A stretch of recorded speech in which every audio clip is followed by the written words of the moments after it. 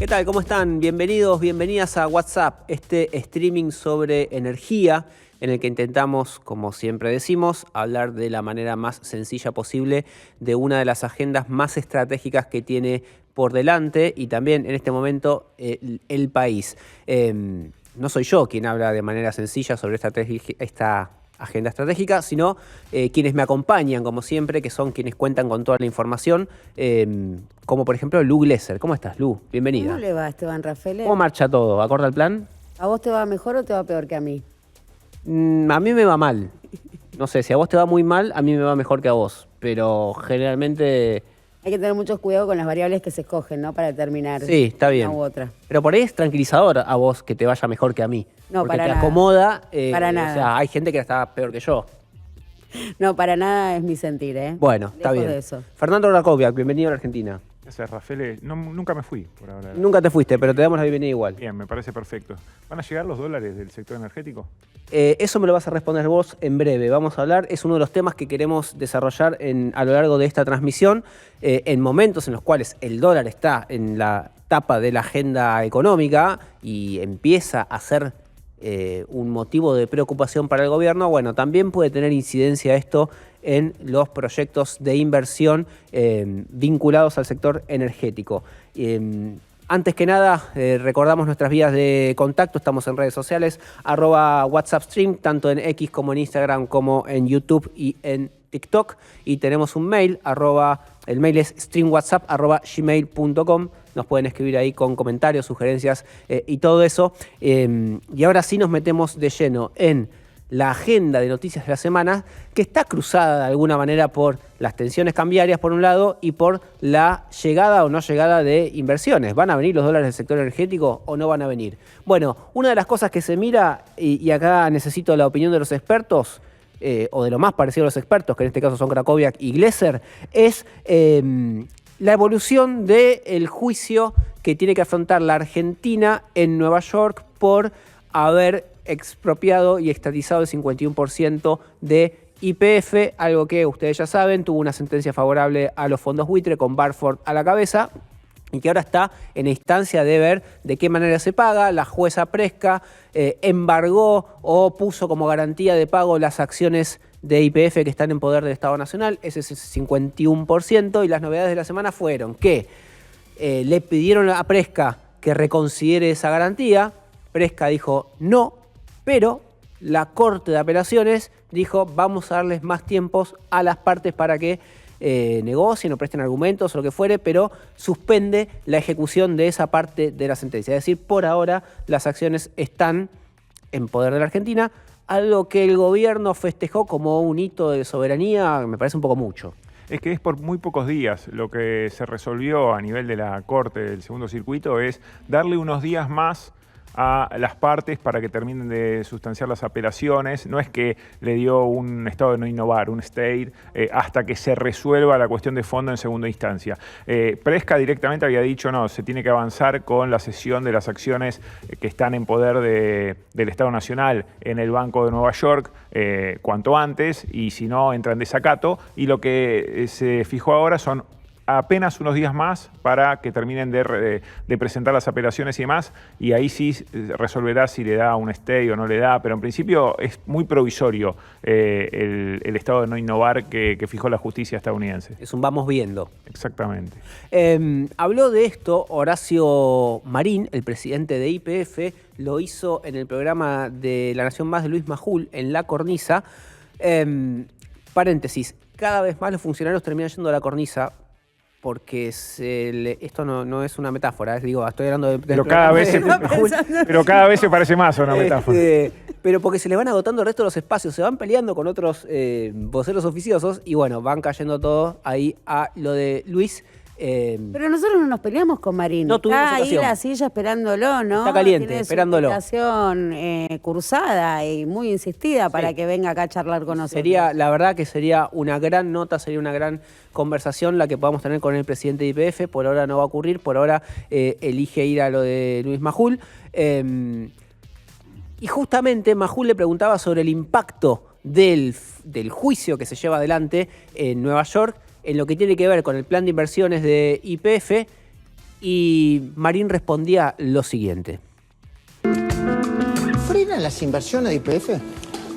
Bueno, te podría decir que no. Fíjate que No, el martes pasado se firmó el Project Finance Kick para la gente, para que se entienda. Es una hipoteca, una hipoteca. Se llama Project Finance. Sí, ¿por qué? Porque tiene riesgo proyecto, por eso se llama financiamiento proyecto. Pero, ¿qué significa eso? Que vos, es lo mismo que si te vas a comprar con un hipotecario, entonces a vos te dicen, mira, yo te doy el 70%, vos pones el 30% y me lo vas pagando con tu sueldo. Bueno, en este caso, ¿qué te dieron? Nos dieron 2.000 millones de dólares. ¿Le dieron YPF 2.000 millones de dólares? A YPF y 8 empresas que estamos haciendo el oleoducto más grande de la historia de Argentina, y son 3.000 millones de dólares. Es, como siempre digo, fuera el Estado bobo, lo estamos haciendo todos los privados. Fuera el Estado bobo, esto se anunció la semana pasada, el contrato que firmaron las petroleras con bancos internacionales para financiar el 70% del oleoducto Vaca Muerta Sur. Comparado con una hipoteca me parece también otra linda metáfora que elige Marín. Pero perdón, me parece interesante de lo que dice es que él pone el 30 y después se financia el 70. 70-30. Ahí hay una pregunta abierta que no logran contestar las empresas, o por lo pronto las que yo consulté, de las que integran el clúster Vemos, sobre quién puso ese 30. Digo, ¿cómo se reparte el 30? ¿Cómo se compuso ese 30? Y las malas lenguas dicen que ese 30 lo puso todo YPF. No está aprobado, pero cuando uno pregunta a las empresas cómo se financió ese 30, no te dan una respuesta. Okay. Y tampoco te dan una respuesta frente al cronograma y a los desembolsos que va a tener este financiamiento, que es un caño que tiene, por supuesto, sus plazos de ejecución, con lo cual el cronograma es paulatino, no te dan los 2.000 millones de dólares todos juntos, sino que los van desembolsando. Como una hipoteca. ¿Cómo es ese cronograma de desembolsos? ¿Cuántos dólares son efectivamente por año? Porque también se habla ahí de cifras significativamente menores a 2.000 millones de dólares, y esto pasa a ser 300 millones por año, claro, por ejemplo. Y tampoco cuándo es el primer desembolso, con lo cual se está hablando ahí de algún tipo de cláusula de letra chica no comunicada bajo acuerdo de confidencialidad, de que este financiamiento esté atado de alguna manera al devenir de lo que vaya a suceder en los tribunales de Presca, porque hay un compromiso ahí o una relación directa. Digo, de hecho, lo que le está diciendo el Fondo Buford de la Argentina es arregla con nosotros, porque si no, no se te abre el mercado de capitales, con lo cual ahí hay una muestra de que van, en algún sentido, es un escollo, ¿no? ¿Quién va a pagar ese crédito el día de mañana? ¿Quién lo va a ejecutar? Si va a ser el Estado Nacional en cabeza de YPF o va a ser Fondo Buford y el resto que eventualmente, si todo sale mal, terminen al frente de la petrolera. Un dato interesante es que la tasa de interés que se fijó para ese financiamiento es de aproximadamente 10% anual. 9,9. Por eso. Fenomenal, ¿no? Simbólico es debajo del 10, Exacto. pero es bastante. Sideral, estratosférico. Bueno, yo lo estuve preguntando y lo pregunté con ese tono de, che, ¿no es un poco mucho? Comparándolo con las ON que venían emitiendo las petroleras, pero lo que me explicaban en el sector, esto me lo dijeron dos de las empresas que forman parte del consorcio, como para defender también el proyecto, es la tasa de las ON que venían emitiendo PAE, YPF, Pampa y demás, ya venía subiendo, estaba más cerca del 9 que del 8. Pero fíjate vos que ayer salió YPF con una ON en el marco de todo esto, YPF audaz, ¿no? Salir a buscar una emisión de deuda. No tengo claro cómo le fue, pero la tasa que estaba ofreciendo ayer en esta emisión era del 7,5. Bueno, está bien, hay que ver qué consigue. Pero digo, más allá de esto fue la semana pasada, lo que te cuento es, y me decían, como el riesgo, como el proyecto es un poco complejo de explicar, pero digamos, no está respaldado por las espaldas de las empresas, no te cuenta en esa tasa de interés el historial de pago de las empresas. O sea, que YPF salga a buscar deuda al 8 o al 7,5 no significa que el oleoducto se va a financiar a esa tasa, porque es un ente distinto conformado en determinadas proporciones por estas empresas. Y esa es la explicación de por qué es un poco más caro. Lo cual, la segunda pregunta es, ¿y el RIGI no era para bajar justamente ese riesgo al darle 30 años de estabilidad al proyecto? Y así todo con RIGI tenés que endeudarte a casi 10% en dólares. Supongamos que son 2.000 millones de dólares, esas lo tenés que devolver en un plazo de 5 años, o sea, te prestan 2.000, tenés que devolver 3.000.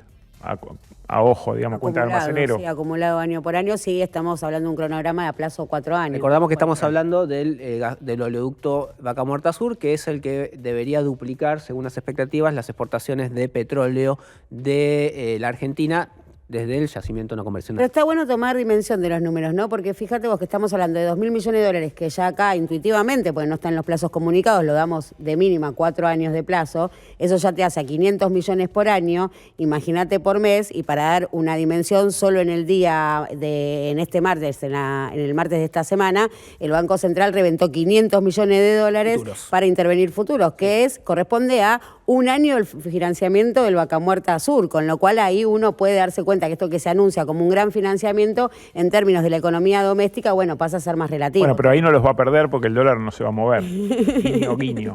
Va para abajo. Claro, va a ganar con esa inversión en dólar futuro. Eso diría Toto Caputo y el amigo de Glesser, Kirno. Sí, bueno, nos quedan unos minutitos más en este bloque y me gustaría detenerme, porque realmente no lo entiendo mucho, y acá tengo a dos personas que sí entienden más, en la apertura de los sobres de la licitación de Alma GBA, un nombre hermoso, que es lo que hizo el gobierno, el nombre que le puso el gobierno a estas megabaterías para incrementar el almacenamiento y que cuando haya picos de demanda eléctrica en la red de norte y de sur, bueno, tengamos la batería que conectás al sistema y abastece esa demanda.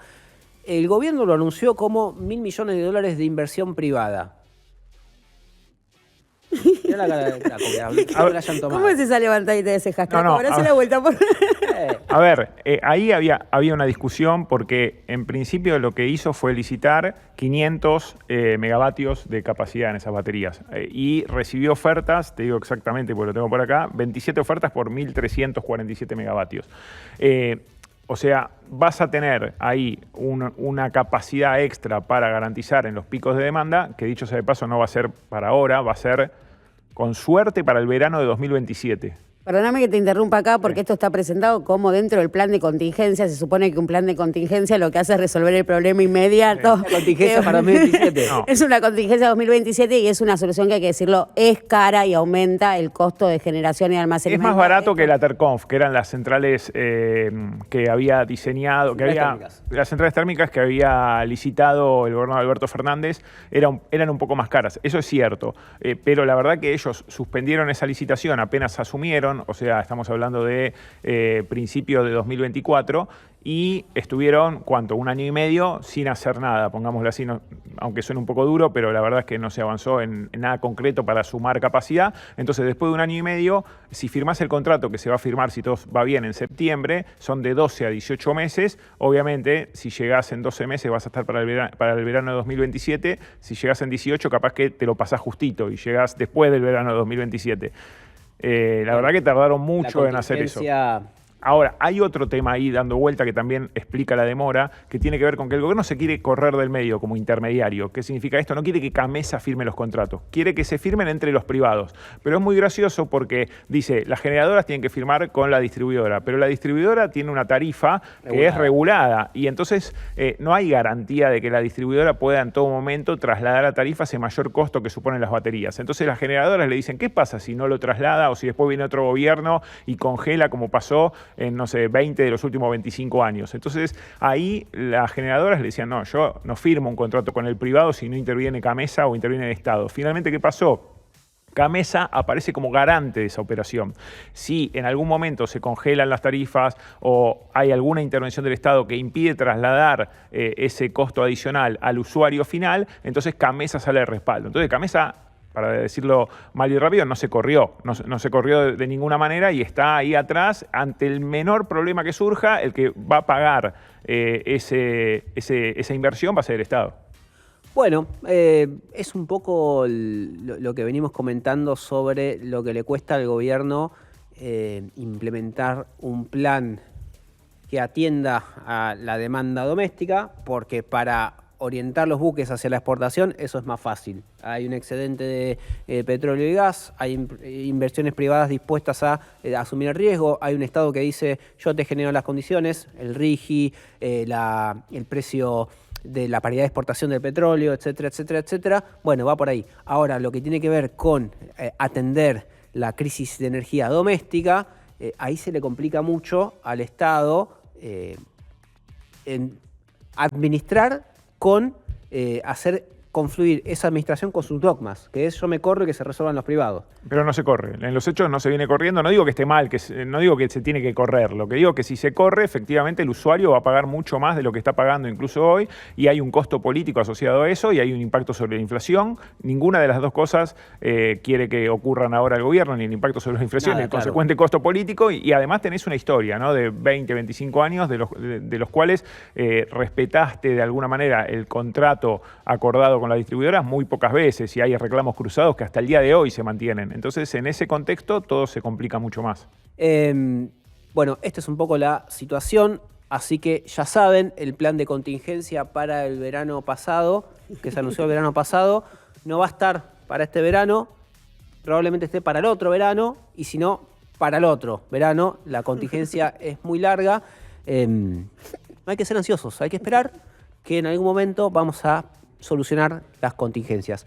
Mientras tanto, los invito a ver este informe que preparó la producción sobre la minería de cobre. Es uno de los temas también estratégicos de la agenda, que quizás venga más demorado en cuanto a la atracción de inversiones y su desarrollo que la minería de litio o el propio Vaca Muerta, pero también es una de las tantas expectativas que tiene el sector empresario y las distintas administraciones, tanto nacionales como provinciales, para sacar adelante esas provincias colisionadas y también contribuir al desarrollo del país. Así que véanlo y después hablamos.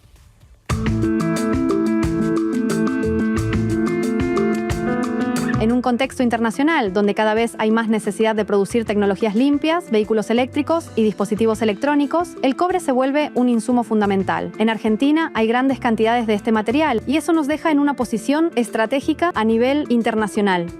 El cobre es un mineral estratégico para la transición energética porque es el que permite la intensificación de la electrificación de la matriz energética, tanto en nuevos materiales o en lo que es movilidad eléctrica. Entonces el cobre por eso tiene el valor que tiene, y la Argentina tiene reservas importantes, que nuestra mirada sería aportar con mayor valor agregado al proceso de la extracción mineral. No obstante, existen obstáculos regulatorios, especialmente relacionados con la ley de glaciares, que frenó algunos proyectos en zonas cordilleranas y requiere modificaciones para facilitar futuros desarrollos. Es un tema que amerita una discusión, ¿no?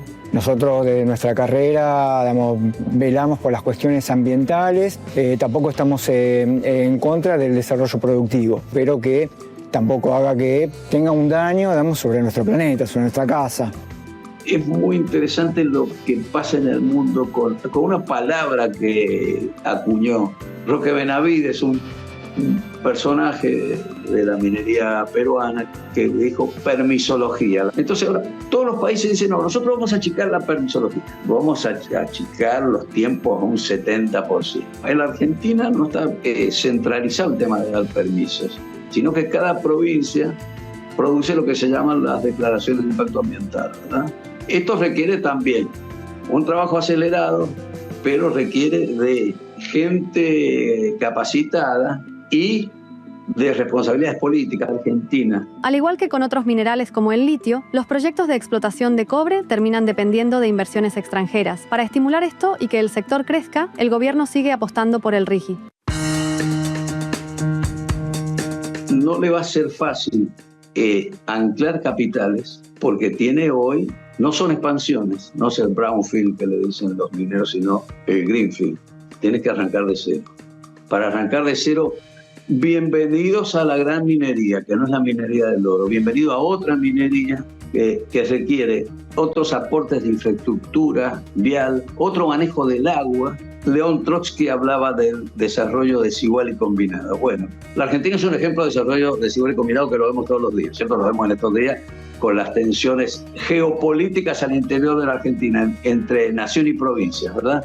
Entonces, con un Estado que te dice, no, nosotros no vamos a poner infraestructura, sí vamos a darle la bienvenida a todos. El Estado tiene que tomar un rol a través del organismo, a través de las universidades, a través de impulso, ¿no? Desde el Poder Ejecutivo, que impulse distintas políticas y distintas leyes, ¿no? Que impulsen y activen. Bueno, ese es el salto que nosotros tenemos que dar y es el Estado el que abona y genera un terreno fértil para que todas esas cosas ocurran.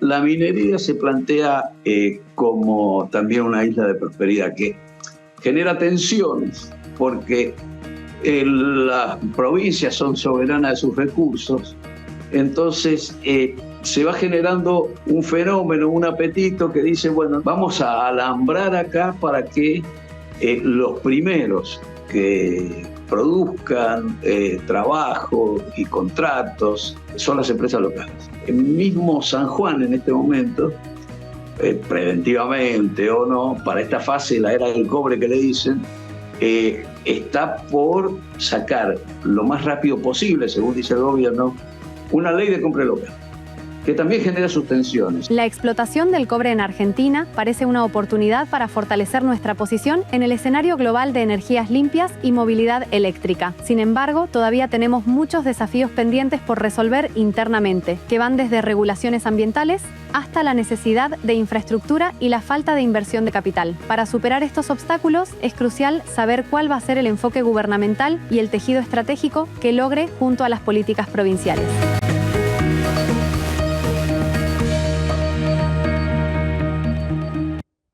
Es interesante que la energía más sostenible y, entre comillas, más limpia también depende de la minería, y acá es donde se cruzan las cuestiones ambientales con la transición energética desde el otro lado, ¿no? Porque también la minería tiene sus problemas o sus gestiones ambientales, y para hablar de esto y de algunas cosas más, invitamos a Marina Póvolo. Ella es Senior Manager de Sostenibilidad de Accenture Argentina. Marina, bienvenida a WhatsApp, gracias por venir. ¿Cómo estás? Muchas gracias, gracias por un placer estar con ustedes hoy y gracias por el espacio. Bueno, ¿cómo es esta cuestión de que está mal vista la minería todavía en gran parte de la población? Tiene un track record también que hace que esté mal vista. Cuando hablas de minería en la cordillera, recordás el episodio de Barrick y el cianuro y un derrame por un error humano o un error de falta de cuidados, y decís, bueno, algo habrán hecho. Pero a la vez dependemos de la minería justamente si queremos aprovechar estos recursos que necesita la transición energética. Sí, sí, totalmente. Es una industria súper relevante para todo el resto de las industrias, incluso. Pero bueno, sí, sabemos de algunos antecedentes no muy buenos, pero justamente esos antecedentes sirvieron mucho para aprender y corregir cuestiones que, por suerte, hoy se pueden tener en cuenta en cualquier operación que se esté operando, o incluso adaptar operaciones antiguas que adopten todas esas medidas que vienen de los aprendizajes aprendidos de esos eventos. También mucha más demanda tanto de la sociedad como de los gobiernos para con las empresas en transparentar toda esa información y qué se está haciendo, y misma voluntad de las empresas para mostrar eso también. ¿Hubo ahí un cambio de cabeza de poner eso a los ojos de la sociedad y no atender después a lo que sea el efecto posterior, sino tratar de prevenirlo? Sí, totalmente, porque también se entendió que es parte justamente de la licencia social que requieren las empresas para operar, y hoy ya se toma como una parte más del negocio. Antes quizás era, bueno, nos dedicamos a nuestra actividad, pero también hacemos esto como responsabilidad social ambiental o temas de medio ambiente puertas adentro.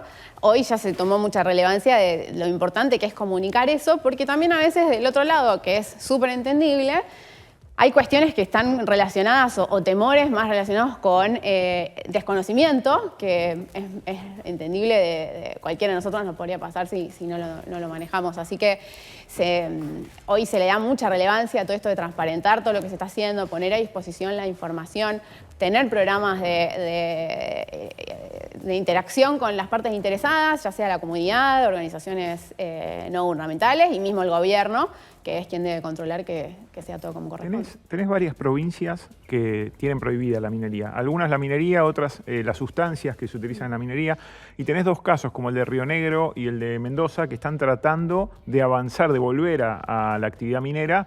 En el caso de Mendoza, lo que tiene prohibido es el uso de cianuro, ácido sulfúrico, mercurio, pero no la actividad minera en sí misma. Entonces están promoviendo esa minería sin esas sustancias químicas. Y en el caso de Río Negro, tiene habilitada la minería, pero por ahora no lo viene desarrollando porque tuvo conflicto cada vez que lo quiso hacer. ¿Cómo ves esos dos procesos que pueden significar de alguna manera un ejemplo para el resto de las provincias donde la actividad minera está prohibida?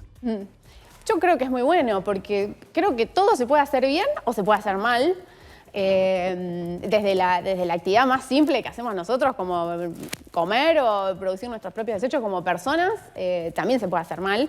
Entonces me parece súper positivo que se enfoque a que se puede hacer, pero de manera responsable y con teniendo en cuenta todas las cuestiones que pueden llegar a impactar. Hay en los proyectos que se inscribieron al RIGI, una decena de proyectos, se aprobaron solo 4 hasta ahora.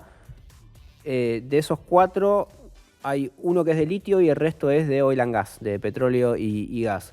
Y si abre un poquito más el ojo del lente, de los proyectos mineros que hay en el RIGI, que tampoco son tantos, hay uno solo que es de cobre.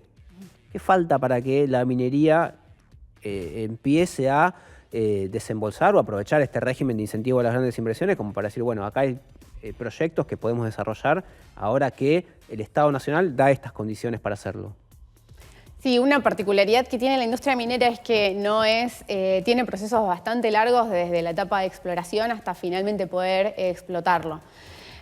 Ahí es justamente una de las cuestiones que nosotros estamos trabajando con muchas de las empresas que asistimos, en aprovechar todo lo que es la inteligencia artificial para acelerar esos procesos. O sea, un proceso hoy te puede tomar 17 años, por ejemplo. Entonces, si hasta ahora quizás compañías no veían condiciones propicias para hacerlo, quizás buscaban en otro lugar donde desarrollar su actividad.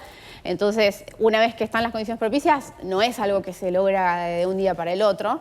Entonces toma su tiempo y bueno, sí es algo que se está trabajando porque hay muchísimo potencial para poder aprovechar esta oportunidad. Y hay pasos que ya se hicieron en algunos proyectos. Algunos tienen que arrancar de cero y ahí, entiendo yo, por ahí la inteligencia artificial y otras herramientas pueden acelerar eso, pero hay otros que ya hicieron algunas tareas prospectivas como para decir, bueno, acá hay un potencial. ¿Eso tampoco acelera? También tiene su tiempo, o sea, depende en qué parte de esos 17 años típicamente esté, bueno, puede ser que se pueda acelerar o no, pero que se pueda acelerar más o menos. Pero en general, sí, estamos viendo una reactivación muy significativa para todo lo que es estos procesos y bueno, y también asegurar que las condiciones se van a mantener. Estas son inversiones que se hacen a muy largo plazo. Y en algunos casos puede haber alguna reserva de si las reglas del juego, digamos, se van a mantener estables como hasta ahora o no. Esteban hablaba de los proyectos de cobre. ¿Cuál crees vos que puede ser el primero en entrar en producción? Se habla de San Jorge en Mendoza, al norte de Mendoza. Se habla de José María, que forma parte del proyecto Vicuña, como los más avanzados. Uno más chiquito, el otro mucho más ambicioso. Sí, en particular no tengo esa información para compartirles, pero sí, sé que son proyectos que están avanzados y ambos tienen mucho potencial. Hablabas recién de la inteligencia artificial dentro de minería, lo vinculabas a acelerar los procesos previos, digamos. Sí. Todo este gran camino que hay que recorrer antes de hacer la actividad extractiva propiamente dicha. ¿En qué partes, de qué manera se pueden acortar esos procesos y en qué otras partes de toda la producción puede entrar a jugar la inteligencia artificial? Y hoy hay muchos estudios previos que hay que hacer de exploración, geológicos, que toman mucho tiempo, el análisis de todo eso. Eso es algo que se puede agilizar mucho y también todas las gestiones con las autoridades, que también tienen que tomarse su tiempo para analizar toda esa información, pero si ya toda esa información puede estar más procesada, mejor presentada, eso también va a ser mucho más digerible por las autoridades que van a poder agilizar toda la parte de permisología y mismo para poder usar esas herramientas ellos mismos. ¿Y eso está ocurriendo o es algo que ves como posibilidad cercana pero que todavía le falta? Sí, nosotros ya estamos trabajando con eso. Así que en algunos casos ya... ¿Y de qué manera se achican esos tiempos? Y va a depender mucho del caso de uso que estés aplicando, pero sí, hay reducciones considerables. Ok. Y Uno de los temas que suelen hablarse cuando hablamos de minería y de qué falta, generalmente vuelve la ley de glaciares. Y de hecho el gobierno dijo que quería hacer cambios por decreto de la ley de glaciares y eso fomentó algún tipo de reacción de organizaciones ambientalistas también. Están las provincias ahí que no saben qué hacer porque son las dueñas del recurso, pero la ley es una ley nacional y quieren negociarla y demás. ¿Qué es lo que traba la ley de glaciares que es tan importante para desarrollar el sector y qué podría cambiar? Por algunas definiciones que están en la normativa que implican la explotación o no de algunos sectores, que de todas formas eso también se puede revisar y tener las reservas del caso. Muchas veces, a veces cuando escribimos las leyes se hace desde el punto de vista ideal y no desde el real. Entonces, una revisión de esas cuestiones, siempre teniendo en cuenta la preservación de todos esos recursos, que es súper relevante. Pero, claro, porque ahí lo que entra en discusión es, por un lado, el sector dice somos sostenibles, tenemos la sostenibilidad en nuestro ADN, acomodamos nuestros procesos para que eso sea un elemento central en nuestras políticas y generar el menor daño posible en las comunidades. Y por otro lado dicen, deroguen la ley de glaciares o modifíquenla. Suena como medio contradictorio en las empresas mismos, digo, ¿no? Esto de, bueno, pero si tenés los procesos tan adecuados a los requerimientos climáticos o ambientales, ¿por qué te molesta la ley de glaciares? ¿Qué es lo que molesta a la ley de glaciares que hace que no puedas desarrollar el proyecto? No es que no se pueda desarrollar el proyecto, sino que limita por ahí los espacios, no del todo necesariamente, que se pueden llegar a explotar. Entonces a veces se pone como un margen de seguridad demasiado grande que en la práctica quizás no es del todo necesario, sobre todo considerando muchas cuestiones que se tienen en cuenta en los proyectos. Pero bueno, sí son cuestiones a considerar también. ¿Qué es lo que... Como Accenture y otras empresas que trabajan en asesoría y demás, cuando tenés que hablar con una minera y se plantean las cuestiones de sostenibilidad, ¿qué es lo que se les recomienda a las empresas y qué es lo que toman las empresas de eso? Generalmente se ve integralmente todo lo que es sostenibilidad. Entonces, por un lado, se tiene toda lo que es la parte ambiental, donde está más la parte dura de procesos, de indicadores ambientales y de impacto en el medio ambiente, todas las acciones que se pueden hacer para mitigar esos efectos o evitarlos. Por otro lado tenemos la componente social, que ahí se contempla tanto la parte de inclusión de las comunidades locales, como de seguridad de los propios trabajadores, como desarrollo de las comunidades hacia afuera y todo este tema de la comunicación y la integración a esta actividad. Y por otro lado también la parte de gobernanza de la compañía, que es justamente todas cuestiones de ética, de diversidad, de inclusión y de transparencia que hace todo en su conjunto a la sostenibilidad. En general son todos temas que están súper integrados, integrados, entonces se ve en su conjunto y sí, son pilares de trabajo que se implementan. Marina, muchísimas gracias por habernos visitado. Y bueno, volveremos a convocarte en cualquier otro momento para seguir hablando del tema. Gracias. Muchas gracias a ustedes. Nosotros nos vamos de acá a ver ¿qué nos toca? Golombek nos toca ver a Diego Golombek, que como siempre nos regala una de sus bonitas pastillas para aprender de ciencia de la manera más dinámica posible. ¿Quién es el enemigo mortal del que cada año hay que cuidarse más y especialmente en verano? No es la inflación. Sí, está bien, ya no nos deja comprar ni un helado. Tampoco es la pancita, la zapán. Así que con la malla queda al descubierto. Estamos hablando de los rayos UV, o en su faceta más amable, la luz ultravioleta. La luz ultravioleta es una forma de radiación electromagnética que se encuentra de forma natural en la luz solar. Es una parte del espectro de la luz justo después de la violeta y antes de los rayos X. Pero como la luz UV tiene una longitud de onda más corta que la luz visible, es invisible para el ojo humano. Sin embargo, a pesar de no poder verlos, los rayos UV, especialmente los UVB larga, tienen suficiente energía para penetrar en las células de la piel y dañar su ADN.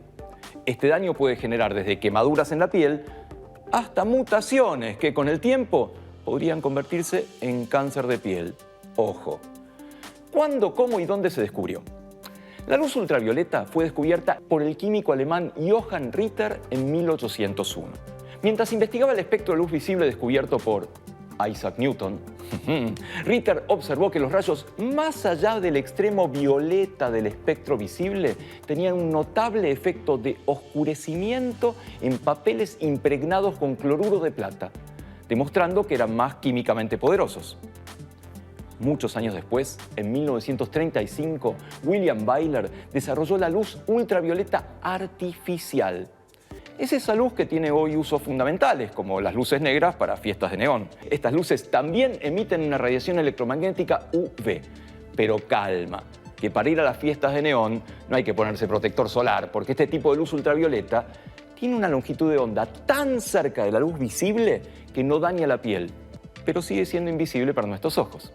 Y lo divertido es que solo se convierte en luz visible cuando impacta sobre ciertas sustancias fluorescentes como remeras, pulseritas y toda la batería de artilugios de cotillón que se venden en Once. Vale aclarar que por muy impresionante o divertido que sea este uso, no es el único ni el más importante que le damos a este tipo de luz. La luz UV se usa también para desinfectar y esterilizar, porque puede matar bacterias, virus y otros patógenos en el agua, en el aire y en otras superficies. En el ámbito de la medicina, también se usa en la fototerapia, que es un tratamiento para aliviar ciertas afecciones de la piel como psoriasis y vitiligo, e incluso la ictericia en los recién nacidos. Lo habrás visto en una sala de neonatología. E incluso en los laboratorios se usa la luz UV en equipos de análisis químicos y biológicos, como fotodocumentación de genes de ADN en biología molecular. También se le puede dar un uso más detectivesco, buscando falsificaciones en billetes, obras de arte o documentos legales. ¿Cómo es posible? De una forma similar a las fiestas de neón, aprovechando la capacidad de fluorescencia de ciertas tintas que justamente usan este tipo de objetos. La luz ultravioleta nos enseña algo crucial, el poder de lo invisible. Y su presencia es un poderoso recordatorio de que la ciencia no deja de asombrarnos con sus múltiples facetas y aplicaciones. Yo me voy a la fiesta. Diego se va de fiesta, pero nosotros seguimos acá para hablar de algo que cada tanto retomamos y que tiene que ver con las posibilidades de estudio y laborales que se abren en esta Argentina minera y energética. En este caso, convocamos al decano de la UTN de Avellaneda, Luis Garaventa, y tuvo la gentileza, como siempre digo, de venir a visitarnos. Así que, Luis, bienvenido a WhatsApp y muchas gracias por estar acá. ¿Cómo estás? Gracias, buenas tardes. Luis, ¿cómo viene el interés de los estudiantes por las carreras vinculadas a la ingeniería? ¿Está aumentando la matrícula? Medio que se desincentivan porque ves que es algo más complejo de lo que se pensaba. ¿Cómo lo ves? Por lo general hay una traza que es como muy interesante, y es que la oferta a nivel laboral siempre viene con un delay respecto del interés de los estudiantes por hacer las carreras, y de la misma manera ocurre que cuando baja la demanda tarda mucho tiempo en también bajar la inscripción de estudiantes. Somos de comunicación, lo sabemos. Sí. Funciona muy de esa manera. Ahora estamos con un crecimiento de matrícula interesante, lo que también se empieza a ver en estos tiempos económicos, mirando otras instituciones y otras ofertas educativas, que las ofertas gratuitas en este momento vuelven a tener una importancia fuerte en términos de inscripción. Nosotros tenemos inscripciones 2 veces al año, porque en realidad hacemos un ingreso en la segunda parte del año y otra para el verano. Y en esta parte del año, que es para cursar en el segundo cuatrimestre, en conjunto con lo que es la última parte de la cursada del secundario, en paralelo para hacer el curso de adaptación, el seminario de ingreso, hemos tenido una inscripción récord similar a otros veranos. O sea, estamos como muy extrañados en ese sentido, y este año hemos tenido un incremento muy fuerte de... O sea, siempre en los veranos es mayor.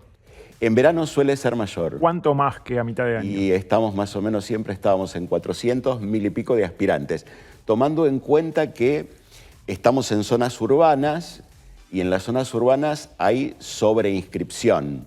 Claro. O sea, los estudiantes pueden elegir varias carreras, se inscriben en varias carreras. Nosotros en esos 1.200, 1.300 a veces del verano estimamos que hay un 30% que nunca asiste. Y ahora se anotaron también 1.300. Ahora estamos en 700 estudiantes, que ha sido una cifra muy extraña para esta fecha. ¿Lo atribuís a estudiantes de carreras de universidades privadas que se pasan a la universidad pública? No, porque esta es una inscripción de primera vez, y es una inscripción de paralela a la escuela secundaria. Tenemos ese tipo de inscripciones, ocurren más a principio de año, y hay una interesante... ¿Y qué carreras pueden elegir pensando en el día de mañana en insertarse en el mundo laboral de la energía y demás?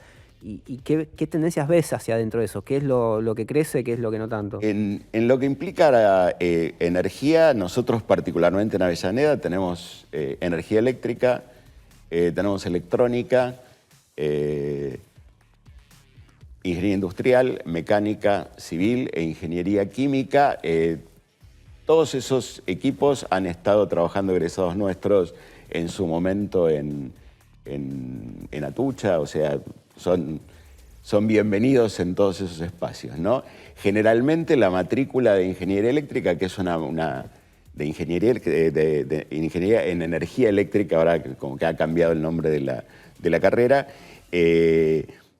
tienen ya una ocupación temprana en el rubro de las distribuidoras, de las generadoras, y ya hay una ocupación profesional muy cercana al segundo o tercer año de la carrera, ¿no? Eso es como muy importante en cuanto a la ocupación que pueden tener. ¿Hablamos de carreras de 4 años promedio, 4 o 5? Son 5 años duración teórica. O sea, las que duraciones son 7, 8.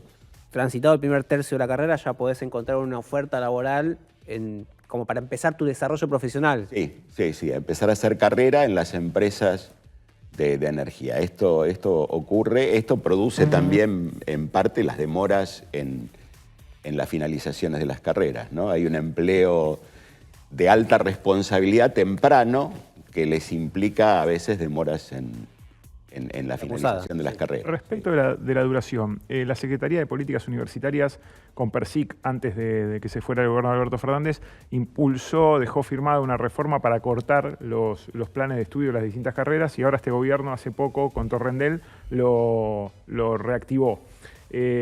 ¿Ustedes cómo están viendo esa medida de achicar, creo que son 4 años, tratar de hacer todas las carreras más cortas? Son 3.000, las ingenierías son carreras que en esto están pautadas en 3.600 horas, que son en definitiva 5 años, incluyendo, estamos así como en algunas, si vos tenés CBC más carreras, son 4 más 1, las que no tienen CBC tienen 5 años de carrera. O sea que están más o menos dentro de los parámetros que estamos dentro de esos parámetros. Las carreras están ya dentro de esos parámetros. Sí. Perfecto. Y los que se quieren vincular con la industria petrolera o con la minería, ¿cuál de las carreras que ustedes dictan sería más propicia para esos estudiantes? Bueno, por ejemplo, si vamos a petrolera y minería, tenemos regionales que están en sectores donde hay petróleo y... O sea, no acá en Buenos Aires, esa persona se tiene que ir a otro... No acá en Buenos Aires, y allá tienen una oferta, o sea, incluso las empresas, incluso hacen carreras cortas, financian carreras cortas para que puedan estudiantes hacer tecnología, tecnicaturas vinculadas con el petróleo. ¿Y cuáles son esas? ¿Dónde están las sedes de ustedes? Y en Neuquén tenemos. ¿En Neuquén tienen una? Tenemos una, en realidad tenemos en Plaza Wincul. Claro. Ahí al lado del pozo. Al lado del pozo. Estamos, sí. Estamos claro, muy cerca, con una escuela, incluso con una escuela secundaria. Cada una de las regionales de alguna manera absorbe las demandas, ¿no?, del terreno, del territorio donde se encuentra. También hay que decir, ¿no?, que Buenos Aires refina el 80%, si no me equivoco, con el porcentaje del petróleo total que se produce a nivel país. Entonces ahí tenés un desarrollo, por ejemplo, de petroquímica interesante. Y bueno, tenemos las ingenierías químicas que trabajan fuertemente. O sea, yo en algún momento que fui a hacer una capacitación a una de las petroleras, me encontré, que era para laboratoristas, me encontré en los laboratorios estudiantes que habían sido estudiantes de la carrera, ¿no? Hay una cantidad muy fuerte estudiantes trabajando en las petroquímicas, egresados de ingeniería química. Desde la provincia de Buenos Aires podés tener En provincia de Buenos Aires nosotros estamos ahí en buena. Avellaneda, tenemos las refinerías, lo mismo ocurre en La Plata, ¿no? Ahora que nosotros venimos, ¿no?, del campo de las ciencias sociales, yo soy ahora alumna de la UTN, estoy cursando una materia técnica muy técnica que es electrotecnia, y por supuesto para nosotros eso es, digo, la rigurosidad, ¿no?, de la formación técnica profesional para el laburo. Pero te lo pregunto a la inversa, ¿no le falta a ustedes contexto, pensamiento crítico, abarcar algo de la propuesta que viene de las ciencias sociales como universidad técnica? Es una discusión muy, muy grande. Yo también vengo del palo de ciencias. Yo soy licenciado en educación, no soy ingeniero. Pero sí, es una deuda grande poder. A mí me parece que es una deuda grande que tiene todo el campo profesional ahora, de volver a pensar el campo profesional y reconstruir las estructuras de las carreras, ¿no? Eso es una deuda grande que tienen, sobre todo, fuertemente las carreras científico-tecnológicas, ¿no? Es interesante porque generalmente se plantea lo contrario, ¿no? Hacer carreras cada vez más técnicas, más verticales, claro, y menos... Pero se piensan desde adentro, desde el campo disciplinar. Yo sostengo que habría que pensarlas desde el campo profesional, ¿no? Que es el tema, mirar cuál es la necesidad, cuál es el campo profesional y poder empezar a pensar las carreras desde ese espacio. Siguen siendo, perdón, Craco, siguen siendo carreras muy masculinizadas estas... Por ejemplo, la ingeniería química, la ingeniería industrial y la ingeniería civil están en un 50-50 claramente de matrícula. En ingeniería eléctrica y electrónica la matrícula femenina es bastante baja, eso sí. Luis, el tema presupuestario. Con este gobierno la universidad no la está pasando bien, las universidades nacionales. ¿Cuál es la situación de ustedes? Nosotros estamos en una situación similar a la que están sufriendo todas las universidades. Estamos con los salarios congelados en lo que va de todo el año, con una depreciación fuerte salarial, particularmente en carreras como las nuestras tenemos estrategias de formación de nobles graduados que, teniendo ya trabajo en el campo profesional, es muy difícil sostener la carrera del docente en una ayudantía de primera que, en comparación con lo que paga el mercado, es muy baja, ¿no? En cuanto a sostener lo presupuestario, estamos en una situación absolutamente crítica, ¿no? Siempre el presupuesto siempre hemos estado desde las universidades discutiendo incrementos de presupuesto. Ahora tenemos una negociación como cerrada, como que no hay con quién discutir, pero por otro lado, digamos, no hay un ministerio de infraestructura que permita de alguna manera la construcción de nuevos espacios que necesitamos para poder desarrollarnos. No tenemos un ministerio de ciencia y tecnología que nos colabore en todo lo que tiene que ver con equipamiento. Particularmente nosotros, cuando fue la primera tormenta del 23, se volaron techos, tuvimos dificultades con equipamiento que se mojó, tuvimos pérdidas muy, muy importantes y el ministerio no tiene partidas para eso.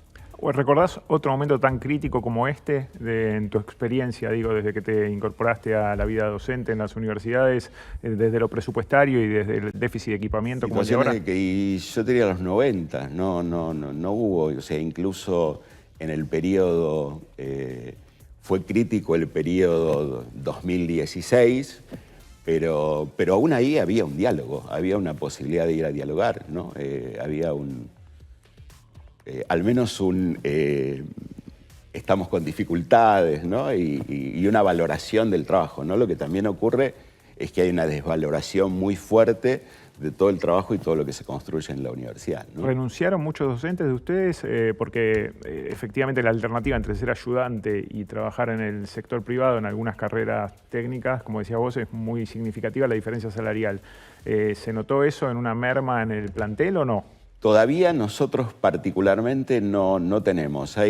Nuestra facultad tiene un sistema, es una facultad medianamente chica, tenemos 3.000 estudiantes y hay una cuestión de sostener la pertenencia, hay una cuestión cultural de sostenerse en la institución y a veces prima eso más que lo económico. Laburar casi ad honorem, digamos. Y nosotros no tenemos cargos ad honorem, eso es central. Pero para ellos es como el equivalente a hacer un ad honorem en otras universidades. ¿Y del lado de los estudiantes ves un esfuerzo mayor para tratar de tener las cursadas, para sostener el impacto económico que puede tener? Vos recién decías, un estudiante ya de segundo o tercer año puede conseguir un trabajo vinculado a esto, pero el primer año hay que transitarlo también y por ahí es complejo si no tenés un sostén familiar. El indicador que es interesante, y esto produce demoras en las carreras, es seguimos sosteniendo la misma cantidad de estudiantes, pero tenemos menos inscripciones a materias. Esto quiere decir, se elige cuántos días a la semana se puede ir a la universidad a estudiar. Se cursa menos. Ese es el indicador que da como más fino, ¿no? Sí. Como para poder entender lo que pasa. Es menos inscripciones a cursado por estudiante. Sí. Perdóname, se estira más la carrera, digamos. Se estira más la carrera necesariamente en ese sentido, ¿no?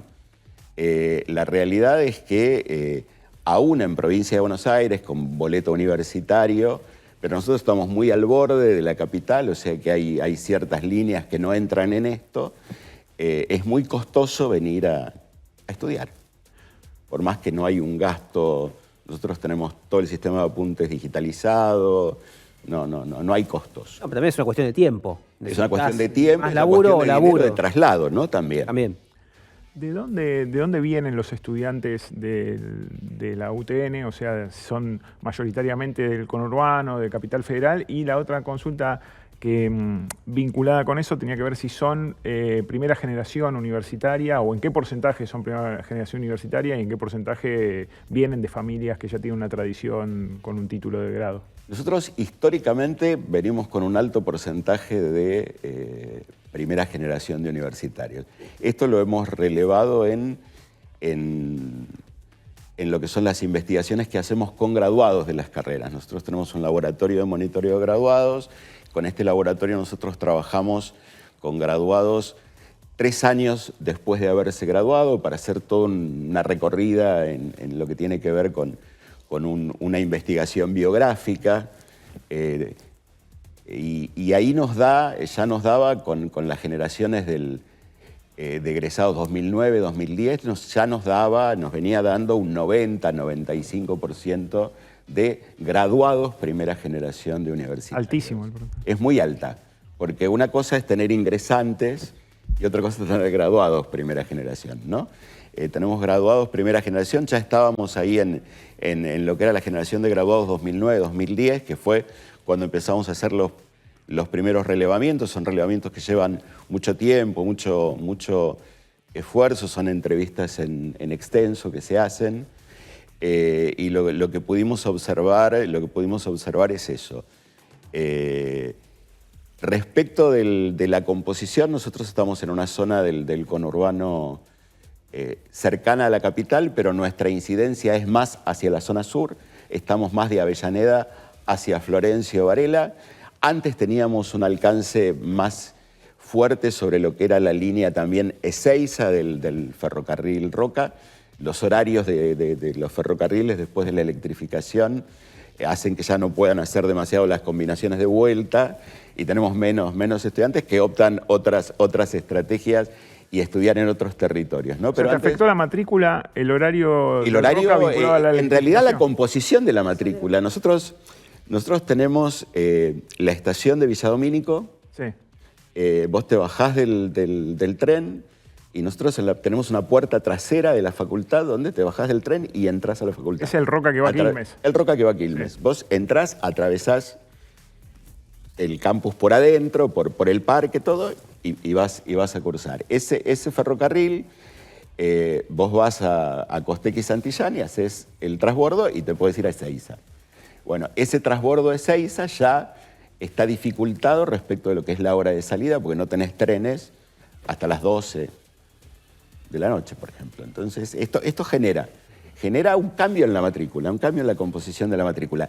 Las universidades, la instalación de universidades en todo este territorio generaron un cambio de territorio geográfico de origen de los estudiantes, ¿no? No hubo disminución, hay algo que siempre que es como muy interesante. No ha habido disminución de matrícula. A nosotros no se nos produce una disminución de matrícula cuando abren universidades cerca, sino que si sumamos las 3 universidades que estamos muy cercanas en su momento con carreras similares, potenciamos la matrícula de las ingenierías muchísimo en el territorio. Pero cambia esto. Nosotros tenemos incidencia más de Villadomínico hacia Florencio Varela. Ese es un poco el territorio nuestro. Capital, por lo general, el habitante de Avellaneda cruza y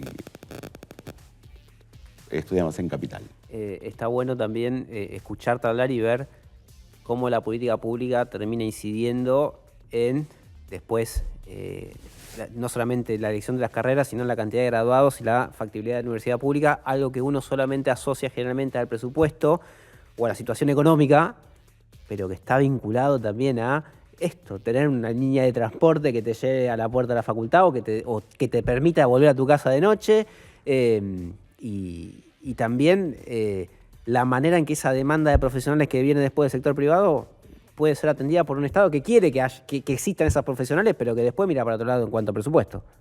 Nosotros este año cumplimos 70 años en el territorio. En el 55 se abrió la Facultad Regional Avellaneda. Tenemos la suerte de tener uno de los primeros inscriptos todavía como consejero directivo graduado de la facultad, con 90 y pico de años.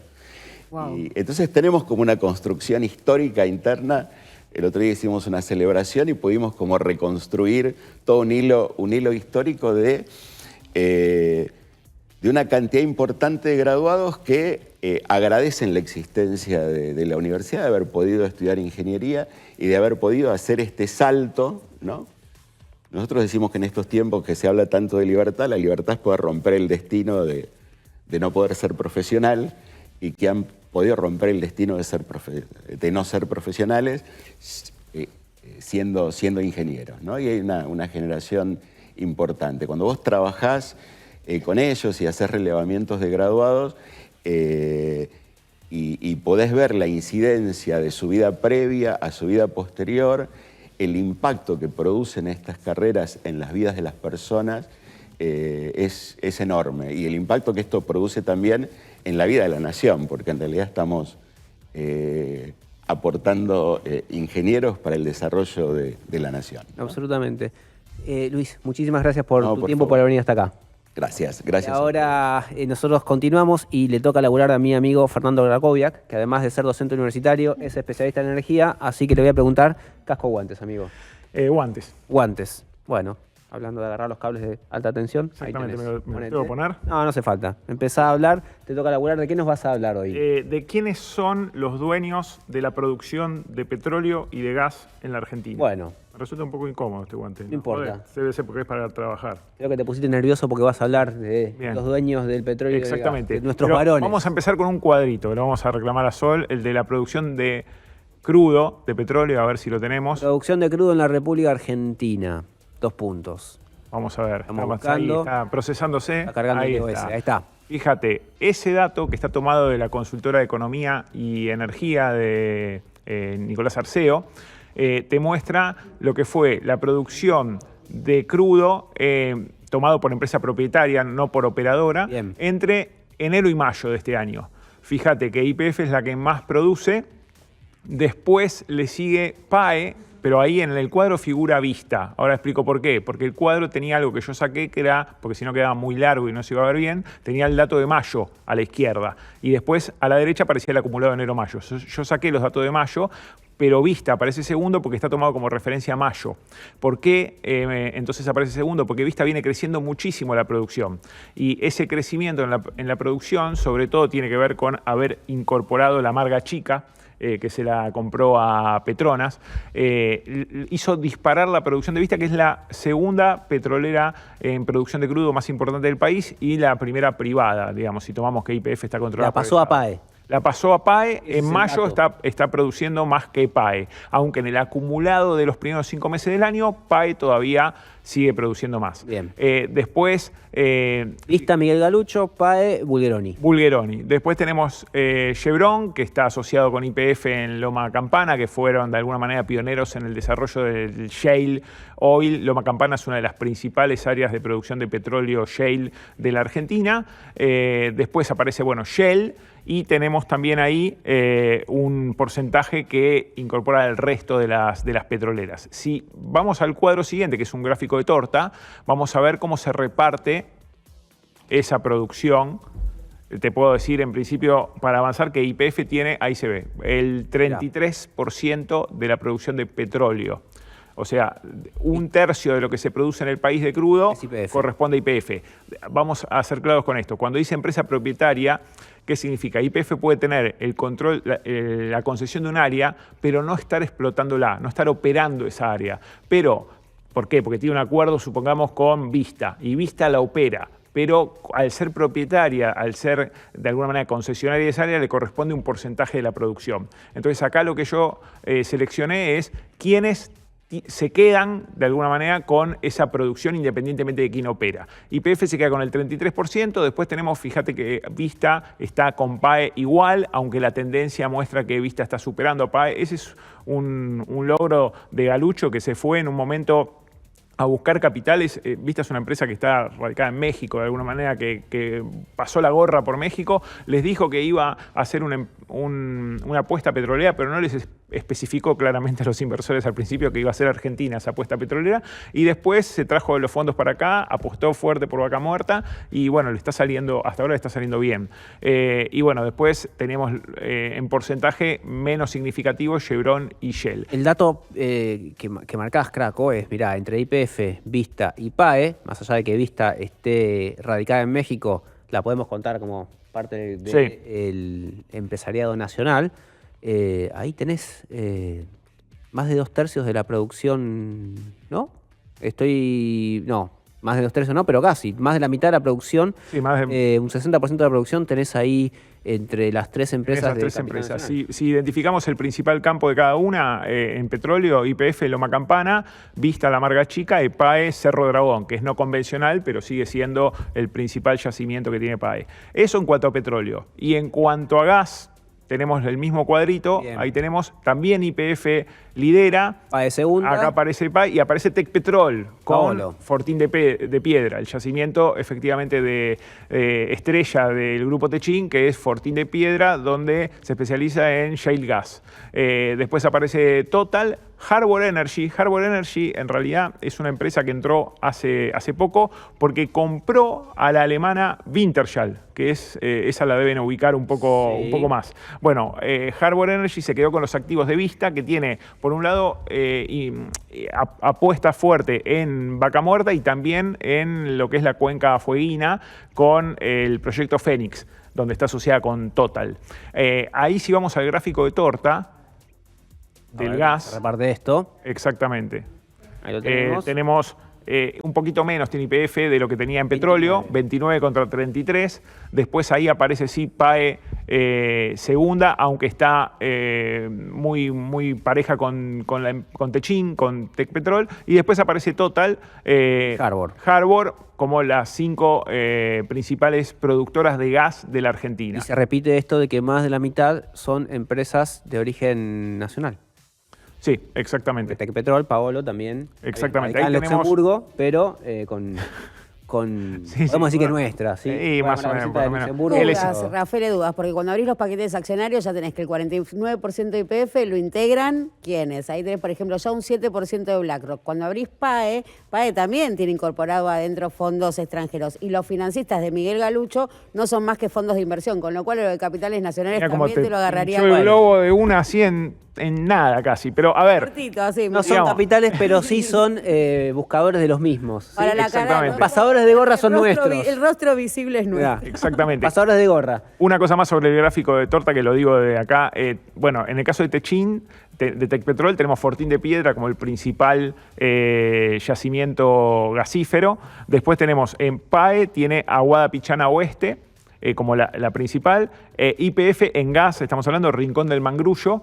Y después tenemos, en el caso de Harbor, que era la anterior Wintershall, tiene una participación importante en gas en Aguada Pichana Este y en San Roque. Esos son los campos más productivos que tienen cada una de estas empresas, que son las que controlan de nuevo el negocio de la producción de petróleo y de gas en la Argentina. Esos son nuestros varones de petróleo y gas. Ahí los tienen bien individualizados, los proyectos, los propietarios, las familias que están detrás de ellos, o por lo menos detrás de conseguir la guita que después ponen los BlackRock. Un día vamos a tener que hablar de BlackRock. ¿Qué puesta? Hablemos de BlackRock. BlackRock, así se dice, está en muchas empresas de Argentina, aunque vos no te des cuenta. BlackRock siempre está. BlackRock siempre está, es como el sol. Lo solemos asociar a negociaciones de deuda y demás, pero está metido en los directorios y en las participaciones accionarias de muchas de las empresas de Argentina. También ocurre en otros lugares del mundo, pero puntualmente en la Argentina y en la energía. Dicho eso, y llevando más de una hora de programa, es el momento de decirles adiós, de pedirles encarecidamente que si les ha gustado este material lo compartan, le pongan los corazoncitos que nos pide el algoritmo, que vayan a nuestras redes sociales, que nos escriban de nuevo por mail si quieren hacernos algún comentario, y les voy a agradecer por supuesto a mis compañeros Lugleser, gracias como siempre por haberte acercado hasta aquí. Vengo el miércoles que viene. Por favor, te lo pido, porque te quedaron muchas cosas de las cuales vamos a hablar el miércoles que viene. Vengo. Las tengo anotadas en mi libretica. Y Craco, muchísimas gracias también por estar aquí. Nunca se sabe, vamos a esperar. Vos tratá de venir. El que viene vamos a ver qué pasa. El país es muy dinámico. Sí, la otra que te queda es dar clases en la universidad y ya sabemos que eso está todo mal. Ya me lo manejate. Ya lo explicó acá, el decano ya lo explicó Conservaste laburo. Cómo viene la situación ahora, en las universidades. Y después, cuando, bueno, la cosa mejore en algún momento, si es por vos no va a mejorar nunca, porque la verdad que no sos muy optimista al respecto. Yo dije siempre que soy optimista, pero no ejerzo. No Pero es exactamente lo mismo que ser pesimista. Yo creo que esto en algún momento va a derramar. ¿En serio? Esto va a derramar. ¿En serio me decís? Nosotros estamos con la lengüita afuera esperando esa gotita. Sigan así porque esa gotita va a llegar y el miércoles que viene quizás esa lengua esté un poquito más humedecida. O quizás no, quién lo dirá. Gente, hasta la semana que viene. Gracias por estar de otro lado. Nos vemos en otra emisión de WhatsApp. Chau.